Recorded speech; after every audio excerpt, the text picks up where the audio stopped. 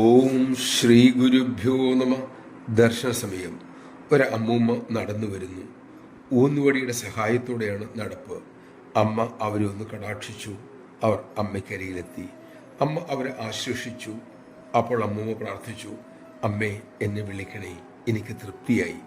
അമ്മ സാഗോദം ചോദിച്ചു, മോളില്ലെങ്കിൽ വീട്ടിൽ ബുദ്ധിമുട്ടൊക്കെ ഉണ്ടാകില്ലേ? അവർ പ്രാർത്ഥനയോടെ പറഞ്ഞു, ഇല്ല അമ്മേ, അമ്മ എന്നെ പോകാൻ അനുവദിക്കുക. അമ്മ മെല്ലെ തലകുലുക്കി. അവർ സന്തോഷത്തോടെ തിരിച്ചു നടന്നു. ഏകദേശം 15 മിനിറ്റായി കാണും. ഒരാൾ വന്ന് അറിയിച്ചു, അമ്മുമ്മ പോയി. അമ്മയെ ലയിച്ചു. നമഃശിവായ. ആചാര്യന്മാർ നമ്മെ നല്ലൊരു പ്രാർത്ഥന പഠിപ്പിച്ചിട്ടുണ്ട്. അനായാസേന മരണം, വിനാ ദൈനേന ജീവിതം, കൃപയാ ദേഹിമേ ദേവി, ത്വയി പാദഭക്തിരചഞ്ചല.